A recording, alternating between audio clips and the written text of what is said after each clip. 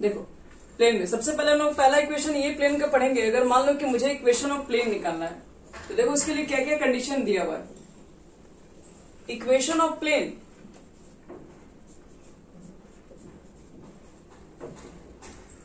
In normal form,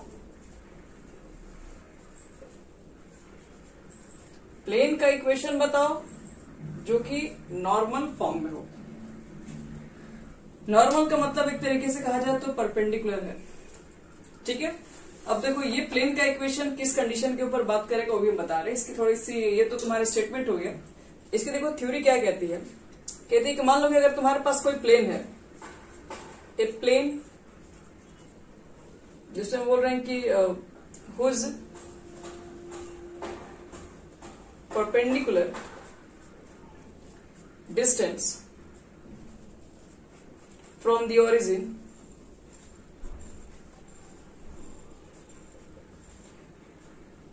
is D. एक plane है हमारे पास और वो जो भी प्लेन है उसका ऑरिजिन से जो परपेंडिकुलर डिस्टेंस है वो आपके पास है डी। तो उस प्लेन का इक्वेशन कैसे कंसीडर करोगे? तो आप पहले एक प्लेन के इक्वेशन को पहले समझते हैं हम लोग। प्लेन जब भी बच्चे लोग होता है 3 डायमेंशनल फिगर होता है, ये सब चीजें इसको x मान लेते हैं, y मान लेते हैं, z मान लेते हैं। देखो इक्वेशन ऑफ प्लेन कैसे निकाला गया। एक प्लेन तो पहले बना लो। मान लो इस तरीके का एक प्लेन ले लेते हैं, x axis, y axis, z axis के भी सिमिलर दिखाई पड़ रहा है, इसी के ऊपर है। मान लो ये प्लेन तीनों एक्सिस है, ओके। मान लो प्लेन है तो तीनों एक्सिस पे कुछ ना कुछ उसका पार्ट हो गए। तो एक प्लेन है, ठीक है, इसको इसको प्लेन कंसिडर कर लिया। और क्वेश्चन में आपके पास बोल रहा है कि इक्वेशन बताओ लेकिन नॉर्मल फॉर्म का। देखो इसका मतलब क्या हुआ। इस प्लेन में ये जो आपके पास प्लेन दिखाई दे रहा है, ये प्लेन मान लो कहीं पर है और इसके ऊपर क्या किया गया है कि ऑरिजिन से डाला गया इस प्लेन पे परपेंडिकुलर ड्रॉ किया गया है। ये प्लेन मान लो किसी तरीके से है, जैसे सपोज करो मान लो ये किसी तरीके से प्लेन दिया हुआ है, मान लो ये तीनों मिला देंगे तो प्लेन जैसा बन जाएगा। और इस प्लेन के ऊपर क्या किया गया है कि ऑरिजिन से डिस्टेंस अलग है, परपेंडिकुलर डिस्टेंस अलग है इस प्लेन के ऊपर। ये बॉडी अगर हम प्लेन ले लेते इसके ऊपर मान लो कि अगर ओरिजिन से अगर वहां पे परपेंडिकुलर डिस्टेंस डाल रहे हैं, उसको नाम दिए डी। तो फिर पूछ रहे हैं तब बताओ कि इस प्लेन के लिए हम क्या इक्वेशन लिख सकते हैं। यानी ये फॉर्मूला पुट करने के लिए एक चीज हमेशा याद रखना है, आपको चाहिए जो डिस्टेंस चाहिए वो perpendicular distance from the origin होनी चाहिए, तभी आप फॉर्मूला पुट कर सकते हो। तो देखो हम मान लेते हैं ऑरिजिन से डाला गया परपेंडिकुलर इस प्लेन पे, तो मान लो इसी प्लेन पे परपेंडिकुलर है और इसको कुछ हम नाम भी दे दे रहे हैं। मान लो इसको हम एन नाम दे दे रहे हैं, ठीक है। ये याद रखना कि ये प्लेन के ऊपर है, प्लेन पे परपेंडिकुलर ड्रॉ किया गया है ऊपर से। अब एक चीज यहाँ पे और बताना चाहेंगे, अगर मुझे इक्वेशन लेना है तो कोई ना कोई जनरल पॉइंट तो लेना ही पड़ता है इक्वेशन के ऊपर। प्लेन का इक्वेशन चाहिए तो इस प्लेन पे मान लेते हैं कि एक पॉइंट पी हमारा है, जिसका कोऑर्डिनेट ले लेते हैं एक्स वाई जेड। ये जो पॉइंट पी है वो मान लेते हैं कि प्लेन पर ही है। अब देखो क्या करेंगे हम लोग इसके अंदर एक ट्रायंगल्स बनाएंगे। जैसे कि हम इस पॉइंट को अगर मान लो ओ से ज्वाइन कर दें इस डायरेक्शन में, ओ से एन को भी ज्वाइन कर दे इस डायरेक्शन में, पी से एन को भी ज्वाइन कर दो, तो देख रहे हैं यहां पर एक ट्रायंगल फॉर्म हो रहा है। कौन सा? In triangle O N P. देखो इस ट्रायंगल ओ एन पी में क्या लिख सकते हैं। पहले ओपी को याद रखना कि आप जनरल वेक्टर है, क्योंकि हम अपने से पॉइंट एक्स वाई जेड मानते हैं तो इसको आर से रिप्रेजेंट करते हैं, पीछे बता चुके हैं, इसको आर लिखा जाता है। और रही बात ओ एन के लिए, तो ओ एन का दिया perpendicular distance from the origin, मतलब ओ एन का डिस्टेंस दिया हुआ है, वेक्टर नहीं दिया हुआ, डिस्टेंस दिया हुआ है। तो हम क्या करेंगे, इसको वेक्टर के फॉर्म में कन्वर्ट करने के लिए इसी की डायरेक्शन में मानेंगे इसका यूनिट वेक्टर, जो कि थोड़ा देर में बात करते हैं। पहले इस ट्रायंगल के अंदर आ जाएंगे तो लिख सकते हैं हम लोग हैं OP plus P N is equal to O N. Triangle's law of addition से इतना लिखा जा सकता है। चलो अब वैल्यू पुट करते हैं ओपी का। ओपी को क्या लिख सकते हैं? आर। पीएन को क्या लिख सकते हैं? पीएन को तो अभी कुछ माने नहीं है, पीएन को रहने दीजिए। ओएन को क्या लिख सकते हैं? ओएन को चेक करो, वही बता रहे। ओएन को इतना लिख सकते हैं कि नहीं, ओ एन आपके पास क्या है, ओ एन आपके पास इस प्लेन के ऊपर परपेंडिकुलर है, वैसा वेक्टर है। और दूसरी बात, उसका मैग्नीट्यूड कितना है, क्योंकि डी एक डिस्टेंस स्केलर क्वांटिटी को बता रहा है, तो एक स्केलर क्वांटिटी हमें पता है। और ओ एन जो परपेंडिकुलर के डायरेक्शन में जो यूनिट वेक्टर है उसको मान लेते हैं एन कैप। जो यूनिट वेक्टर होगा, ठीक है, ध्यान रखना इसमें, आपके पास ये जो इसी के डायरेक्शन में, क्या फिर से बोलो, हेलो, अच्छा ठीक है, बता रहे हैं। देखो यहाँ पर ना ये प्लेन के ऊपर कहा जा रहा है, ये जो ओवन है ना, ये बता रहे हैं फिर से, ये परपेंडिकुलर है इस प्लेन के ऊपर। क्या किया गया कि यहाँ से परपेंडिकुलर ड्रॉ किया गया है, हम लोग को लग नहीं रहा, लेकिन ये जो चीजें है ना, ये परपेंडिकुलर है इस प्लेन के ऊपर, ठीक है। और ये जो परपेंडिकुलर जो ड्रॉ किया गया, ये ओरिजिन से आया हुआ है, और यहां से यहां तक का देखो लेंथ जो दिया हुआ वो डी दिया हुआ है। तो इसका मतलब यहां से यहां तक का स्केलर क्वांटिटी में पता है। हम क्या कर रहे हैं कि इसी के डायरेक्शन में क्या ले रहे हैं, यूनिट वेक्टर ले रहे हैं। तो हम क्या कर रहे हैं कि ये जो आपके पास ओवन है वो तो नॉर्मल वेक्टर है। नॉर्मल वेक्टर का मतलब किसी वेक्टर के फॉर्म में लिखा होगा, जैसे मान लो AI लिखा होगा, BJ लिखा होगा, CK लिखा होगा, मान लो किसी फॉर्म में होगा, कोई भी ओवन आपके पास वेक्टर वैसे फॉर्म में होगा। अब हम क्या कर देंगे, इसी की डायरेक्शन में लेते हैं यूनिट वेक्टर। तो ये जो हम यूनिट वेक्टर लेंगे एन कैप, एन कैप क्या बताता है, एन कैप आपके पास यही हो जाएगा, ओवन जो आपके पास वेक्टर है इसी के डायरेक्शन में लिया गया, जैसे कि आपको एक्स एक्सिस में आई लिया गया, जे एक्सिस में, उस तरीके से हम लोग क्या करते हैं, एन वेक्टर जो आपके पास होता है, एन रही जो परपेंडिकुलर है जो इस प्लेन के ऊपर, उसी की डायरेक्शन में जो उसका यूनिट वेक्टर है, ताकि मेरे पास एक स्केलर क्वांटिटी है, आप लोग पढ़े ना, स्केलर क्वांटिटी मान लो 2 है, इसमें आई से मल्टीप्लाई कर देते तो वेक्टर क्वांटिटी बन जाता है। तो वेक्टर क्वांटिटी को मल्टीप्लाई करने बनाने के लिए आपने क्या किया कि स्केलर क्वांटिटी को क्या कर दिया, आपने एक यूनिट वेक्टर से मल्टीप्लाई कर दिया, तो बन गई ये वेक्टर क्वांटिटी। तो सेम यहाँ पर भी यही काम हो रहा है, यहाँ से जो मेरे पास जो डिस्टेंस दिया वो तो स्केलर क्वांटिटी है, अब इसको कन्वर्ट करना है वेक्टर क्वांटिटी में। तो इसी के डायरेक्शन में जो यूनिट वेक्टर है उसको हम क्या मान लिए हैं, एन कैप मान लिए हैं।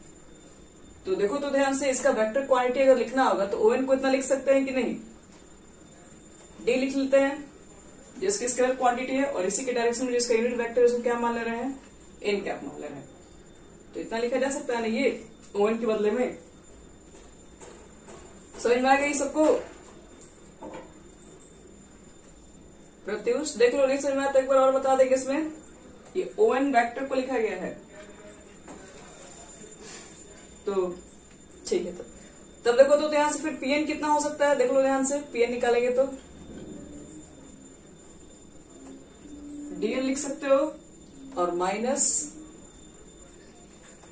आर वेक्टर लिख रहे हैं, तो मेरे पास पीएन निकल गया। और अभी आपको जस्ट कुछ देर पहले बताएं कि जो पीएन वेक्टर है और ओएन में बताओ तो क्या एक दूसरे पे परपेंडिकुलर है कि नहीं, क्योंकि जो ओ वेक्टर है वो पूरे प्लेन पे, जो यहां से ओएन जो लेंथ है वो पूरे प्लेन पे परपेंडिकुलर है। तो देखो तो हम बोल सकते हैं कि जो आपके पास ओएन है वो पीएन पे परपेंडिकुलर है, तो देयरफॉर ऐसा बोला जा सकता है, डॉट प्रोडक्ट हम लेके इसका 0 कर सकते हैं, जैसे पीएन और डॉट कर दे रहे ओएन के साथ इज इक्वल टू 0 लिख सकते हैं, क्योंकि हम लोग पढ़े ना पीछे, अगर दो वेक्टर अगर आपस में परपेंडिकुलर होगा तो उसका डॉट प्रोडक्ट का वैल्यू क्या होता है, 0 होता है। ए डॉट बी अगर 0 आता है तो मतलब क्या होता है, ए परपेंडिकुलर बी है, यानी दोनों वेक्टर आपस में परपेंडिकुलर है, ये बात तो हमें पता है। तो इसलिए हम लोग क्या करेंगे, ये तो पीएन जो आपके पास लाइन है वो तो प्लेन के अंदर है, और ओएन क्या है, इसी के ऊपर प्लेन पे परपेंडिकुलर है, तो इस लाइन पर भी परपेंडिकुलर होगा। तो बोल सकते हैं हम लोग है ना कि PN dot ON is equal to 0। ये क्लियर है सबका? आगे बढ़े। तो पीएन की वैल्यू पुट कर दे रहे हैं, जहां डाउट होगा देख लेना आप लोग। और फिर आपको ओएन की वैल्यू पुट करनी है बच्चे लोग। तो ओएन का तो अभी हम कुछ देर पहले बताया ना, ओएन के बदले में क्या लिखना है, डी और एन कैप है, और इज इक्वल टू क्या हो जाएगा, 0। अब यहां से इक्वेशन फाइंड आउट कर लो क्या हो जाएगा, इससे इसे मल्टीप्लाई करोगे तो क्या हो जाएगा, डी स्क्वायर। देखो एन एक यूनिट वेक्टर है और इसके डायरेक्शन में भी एक यूनिट वेक्टर है, तो एन डॉट एन कितना हो जाएगा,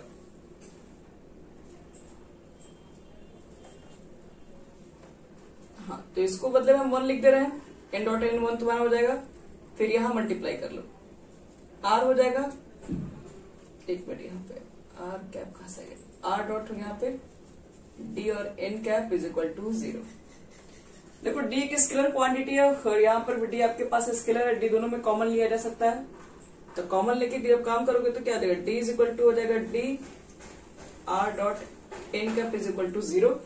तो यहां से जो फाइनल इक्वेशन निकल के आएगा तो इसको उधर हम भेज सकते हैं, तो R dot N cap is equal to D, और यही इक्वेशन होता है बच्चे लोग, इसी को हम बोलते हैं कि equation of plane in normal form, इसी को कहा जाता है equation of plane in normal form whose perpendicular distance from the origin D, इसी का नाम है आपके पास, यही इक्वेशन ऑफ प्लेन से। देख लो इसको अच्छे से, ये तो इसका वेक्टर फॉर्म हो गया।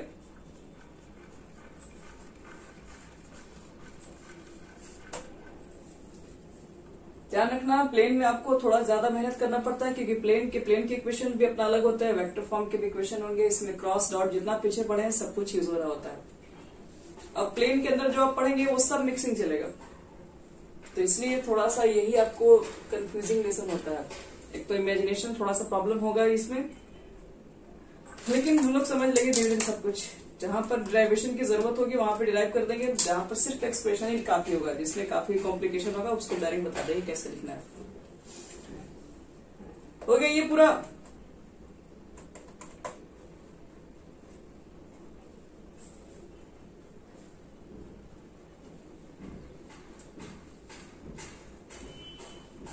ये तुम्हारा इक्वेशन ऑफ प्लेन कहलाएगा नॉर्मल फॉर्म। तो बिटा रहे हैं इसमें, अब इसका कार्टेशियन फॉर्म लिख रहे हैं हमें। देखो इसका कार्टेशियन फॉर्म क्या होगा,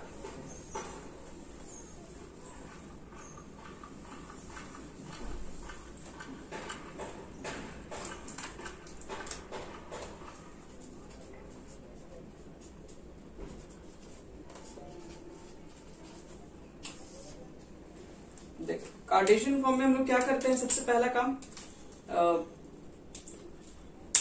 इक्वेशन हम लोग को क्या करना है इसमें, प्लेन का नॉर्मल फॉर्म निकाले, तो आर की जगह पर कुछ वैल्यू पुट करेंगे, एन कैप की जगह पर रखेंगे कुछ डी की जगह पर। तो देखो तो आर की जगह पर क्या है, आर किसका डिस्टेंस था, ओपी का था, जो पॉइंट हम पी माने थे, तो क्या लिख सकते हैं आर के बदले में एक्स आई वाई जे जेड के। एन कैप पहले तो ध्यान रखो कि आपके पास जो नॉर्मल वेक्टर होता है, ठीक है, वो ए आई जे होता है, ए आई बी जे सी के, इसको नॉर्मल वेक्टर कहते हैं, याद रखना। इन जो अगर आपके पास क्वेश्चन में बोल रहा है कि नॉर्मल वेक्टर, इसका मतलब ये नहीं है कि वो कैप का मान दिया हुआ है, वो एन का मान दिया हुआ है। नॉर्मल वेक्टर मतलब परपेंडिकुलर जो है उसके ऊपर उसका वेक्टर फॉर्म दिया, उसका वेक्टर दिया हुआ है। अब हमें क्या करना पड़ेगा, हमें इसकी यूनिट वेक्टर निकालना होगा, तो इसका तुम्हें निकालना पड़ेगा यूनिट वेक्टर। तो यूनिट वेक्टर निकालने के लिए क्या करना पड़ेगा, इसमें हम लोग पढ़ चुके हैं, मैग्नीट्यूड से उसके डिवाइड करना पड़ता है। तो ए आई बीजे लिखोगे, सी के लिखोगे, और जब इसके यूनिट वेक्टर से डिवाइड करोगे तो क्या हो जाएगा यहाँ पे, ए स्क्वायर बी स्क्वायर सी स्क्वायर। देखो तो इतना लिखा जा सकता है, और ए बटे में इतना लेंगे तो इसको क्या कह सकते हैं,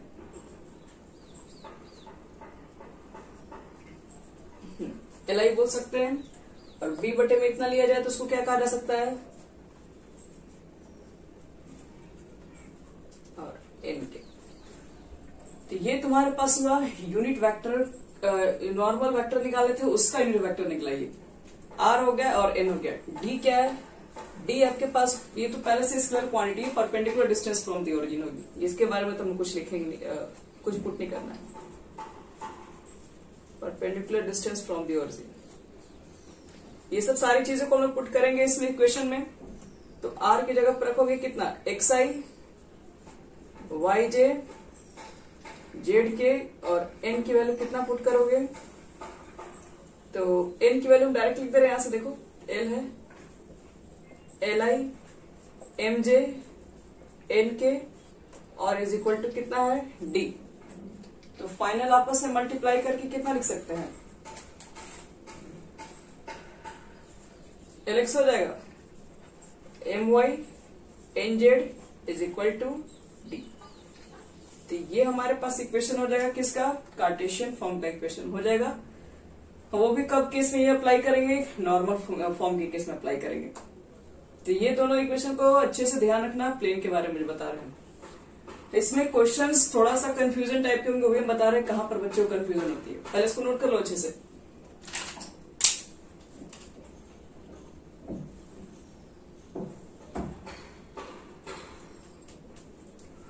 हो गया बट हाँ, वो स्केलर क्वांटिटी वो क्वेश्चंस में गिवन है, उसके जगह पर हम लोग क्या वैल्यू पुट करेंगे। अब एक नोट्स बता रहे हैं, थोड़ा तुम लोग समझना। वो क्वेश्चंस वगैरह जो दिए जाएंगे उसको थोड़ा पहचानना मुश्किल हो जाता है किस फॉर्म में लिखा हुआ है। अभी आपको उसी के बारे में डील कर रहे हो। ये पहले हो गया।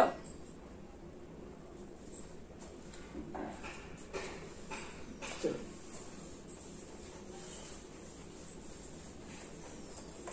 देखो, कभी कभी आपके पास इक्वेशन और प्लेन लिखे रहेंगे, आप पहचान ही नहीं पाए कि वो डिस्टेंस फ्रॉम द ओरिजिन वाला केसेस है या कोई और केसेस है। जैसे मान लो अगर कोई इस फॉर्म में लिखा रहे,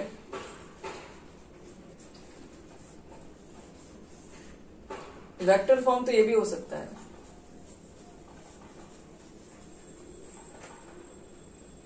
और इक्वेशन इस फॉर्म में लिख दिया जाए, ax by cz is equal to D, ये इस फॉर्म में लिख दिया जाए। ये हो गया कार्टेशियन फॉर्म।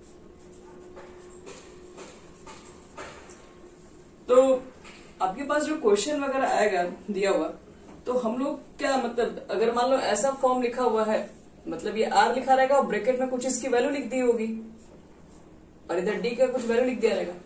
तो अगर आपसे पूछ देगा कि बताओ कि perpendicular distance from the origin कितना है, तो आप देखेंगे यहां से डी और डी को बोल दोगे कि perpendicular distance from the origin है।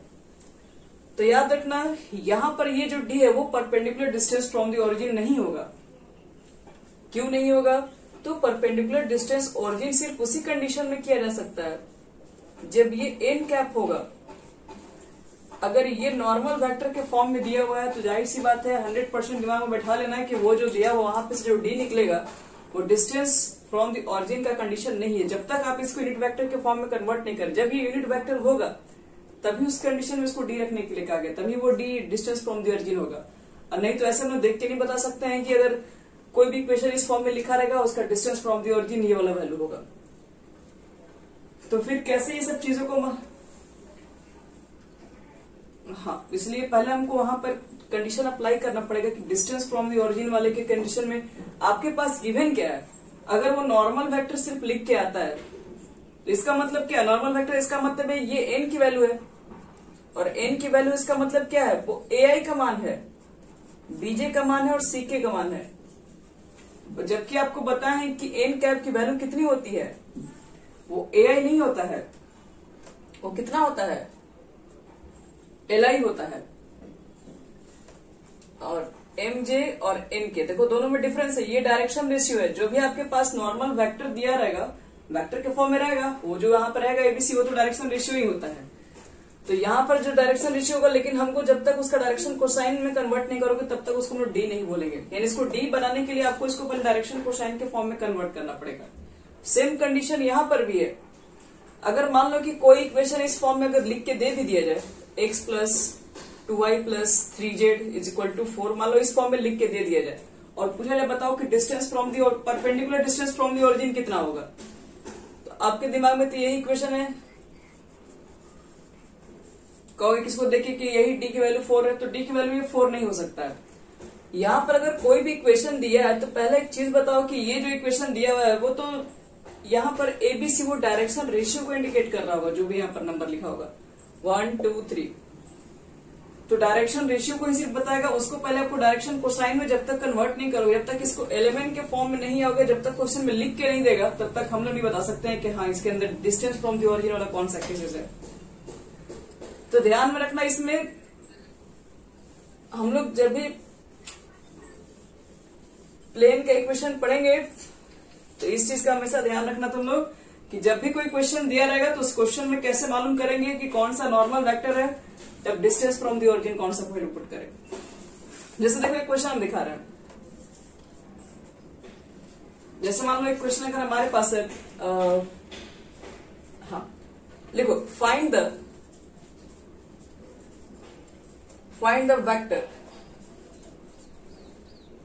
Vector of the plane, sorry, vector equation of the plane which is at a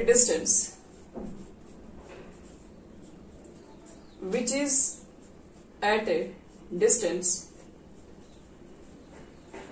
of 6 बटे में under root 29 from the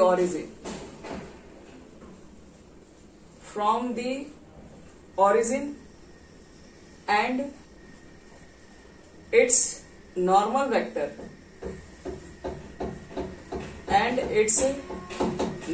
vector from the origin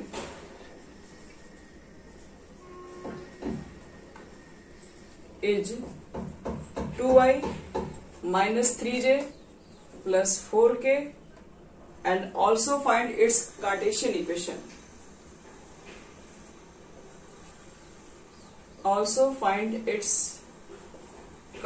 equation.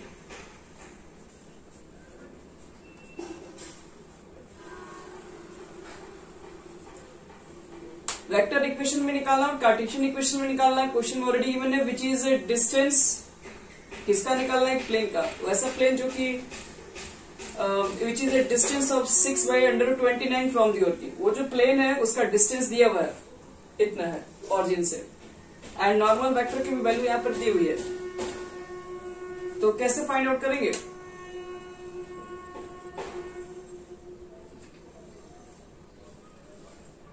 तो क्या लिखोगे बच्चे लोग, ये जो वैल्यू है, हाँ बोलो,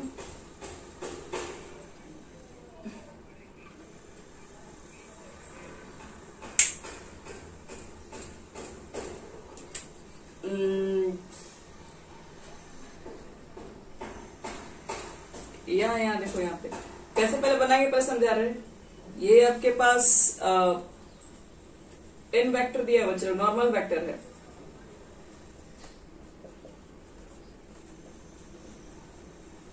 ये नॉर्मल वेक्टर की वैल्यू है। दूसरी बात, आपको निकालना है इसका यूनिट वेक्टर।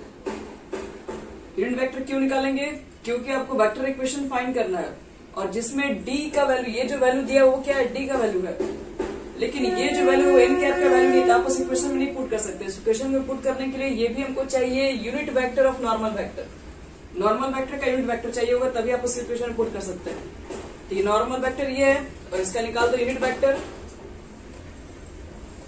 और यूनिट वेक्टर निकालने के बाद, मतलब इसका यूनिट वेक्टर कैसे निकालते हैं, ये लिखने के बाद फिर इसका मैग्नीट्यूड से कर देते डिवाइड, तो 16 4 20 29 आ जाएगा। ये एन कैप की वैल्यू हमारे पास हो गई। तब जाके अब आप इक्वेशन पुट कर सकते हैं। तो equation of plane in vector form, तो आर लिखना पड़ेगा, फिर डॉट पे लिखना पड़ेगा, और ये एन कैप की पूरी वैल्यू यहाँ पे लिखनी पड़ेगी। अंडर रूट 29, ये सबके बटे में लिख सकते हो, या फिर सबके बटे में लिख सकते हो, 6 बटे में अंडर रूट 29। चलो ये हो गया।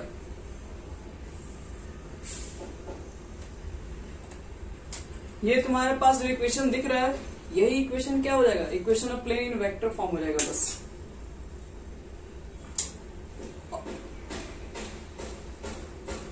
हाँ, रूट 29 कैंसिल कर सकते, लेकिन वेक्टर फॉर्म में जब कह रहा है दिखाने के लिए, तुमको इसको ना एन कैप के फॉर्म में ही दिखाना पड़ेगा। कैंसिल करने की कोई जरूरत नहीं, हमको D distance from the origin चाहिए ही चाहिए, और एन कैप की वैल्यू चाहिए यहाँ पे। अब इसका अगर कार्टेशियन फॉर्म निकालना चाहते हो तो अब इसको आप सिंपलेस्ट फॉर्म में कर सकते हैं। कार्टेशियन के लिए क्या करना पड़ेगा, आर की जगह पर पुट कर देना पड़ेगा एक्स आई वाई जे जेड के। तो ये पुट करके देखो तो कितना इक्वेशन हो जाएगा कार्टेशियन फॉर्म का,